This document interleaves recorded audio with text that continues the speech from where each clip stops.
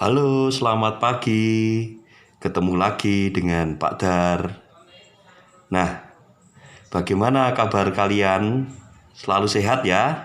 Nah, harapan saya juga begitu, selalu sehat dan selalu gembira, bahagia.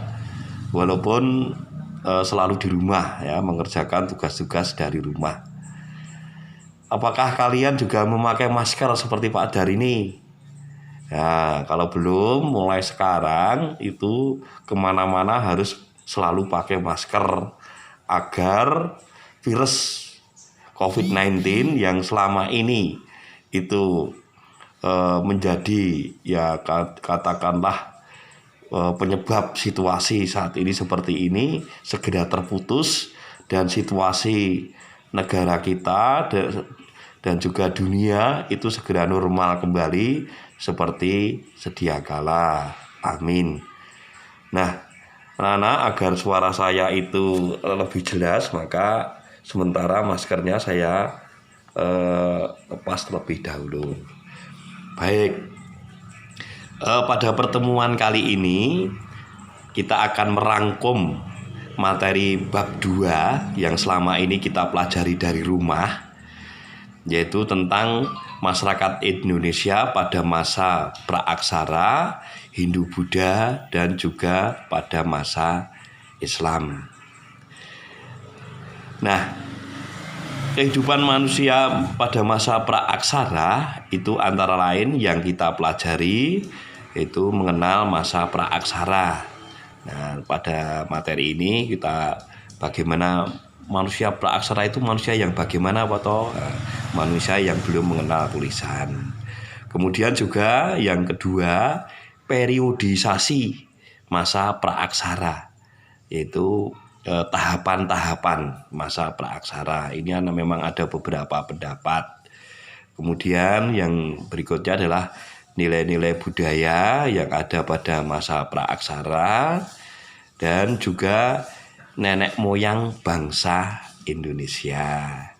Nah, kalian pernah ke Museum Sangiran? Siapa yang pernah ke Museum Sangiran? Ya. Yang belum, nanti setelah situasi normal, silahkan kalian pergi ke sana.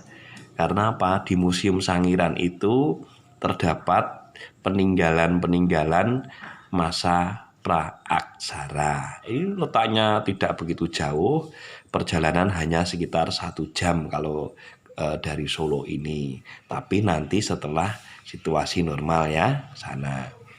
Baik, yang kedua yaitu masuknya kebudayaan Hindu-Buddha ke Indonesia atau kehidupan masyarakat Hindu-Buddha. Nah, masuknya kebudayaan Hindu-Buddha ke Indonesia itu memang ada beberapa pendapat. Itu sudah kalian pelajari bersama ya. Kemudian yang berikutnya adalah bagaimana pengaruh Hindu-Buddha di Indonesia. Pengaruhnya itu misalkan sosialnya, kemudian keagamaannya, kemudian dalam peninggalan-peninggalannya. Baik, yang berikutnya adalah kerajaan-kerajaan Hindu-Buddha. Nah, kerajaan-kerajaan Hindu-Buddha itu yang ada di Indonesia itu apa saja?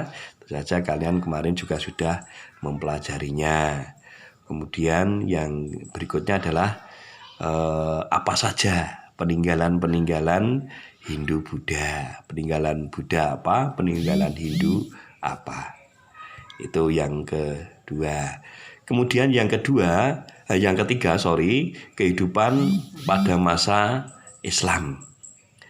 Nah, pada masa Islam ini juga terbagi menjadi beberapa bagian, yaitu masuknya Islam ke Indonesia. Ini juga ada beberapa pendapat tentang masuknya Islam ke Indonesia. Ini kalian kemarin sudah saya jelaskan.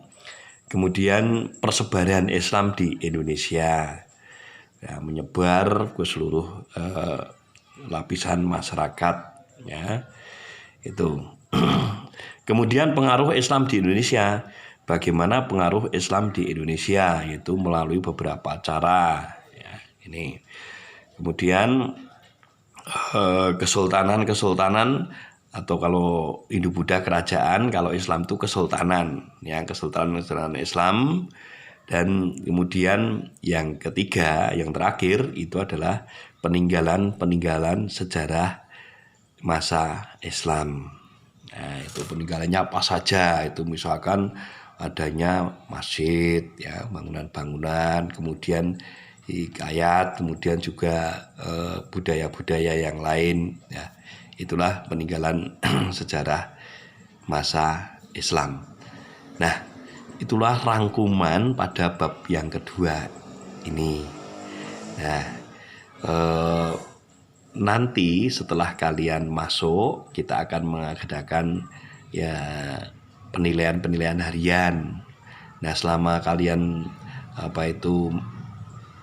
belajar dari rumah, itu kan kalian sudah banyak mengerjakan tugas-tugas. Nah, itu nanti masuk tugas, sedangkan nanti kalau masuk kita akan mengadakan penilaian harian. Ya, itulah yang bisa saya sampaikan, dan tetap semangat, ya, tetap berbahagia, dan jangan lupa selalu berdoa agar situasi seperti ini segera pulih kembali, kita bisa bertemu belajar bersama di kampus tercinta Bintang Laut. Ya, selamat pagi, selamat belajar, tetap semangat, Tuhan memberkati. Amin.